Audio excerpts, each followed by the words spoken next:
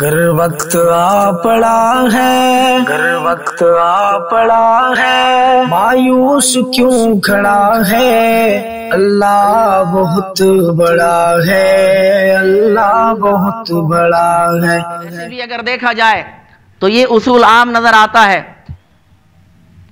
انسانی جسم کو دیکھا جائے، انسان جو محنت کرتا ہے، اپنے لیے غذا خوراک حاصل کرتا ہے تو ہاتھوں کے ذریعے محنت کرتا ہے، پاؤں کے ذریعے محنت کرتا ہے۔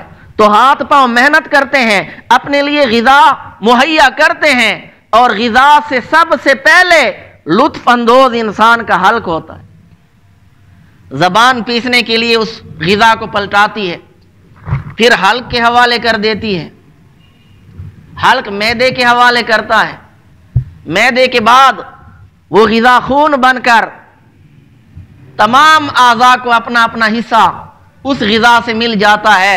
اب اگر ہاتھ اور پاؤں پہلے سے اس اصول پہ عمل نہ کریں، اپنے آپ پر اگر وہ اوروں کو ترجیح نہ دیں، اور ہاتھ پاؤں اگر یہ کہیں کہ ہم نے کمایا لہذا سب سے پہلے ہم استعمال کریں گے، تو ظاہر ہے کہ نہ خون بنے گا، نہ اعضاء کو فائدہ پہنچے گا، اور نتیجتاً یہی ہاتھ پاؤں بھی کمزور ہوں گے۔ تو اس طرح معاشرے میں جو خود غرض افراد ہوتے ہیں، جو صرف اپنے مفاد کو دیکھتے ہیں، جو صرف اپنا فائدہ سوچتے ہیں، ان کی بھی حالت یہ ہوتی ہے۔ جب پورا معاشرہ بگڑتا ہے، جب پورا معاشرہ کمزور ہوتا ہے تو ان پہ بھی اثر پڑتا ہے، کمزور وہ بھی ہوتے ہیں۔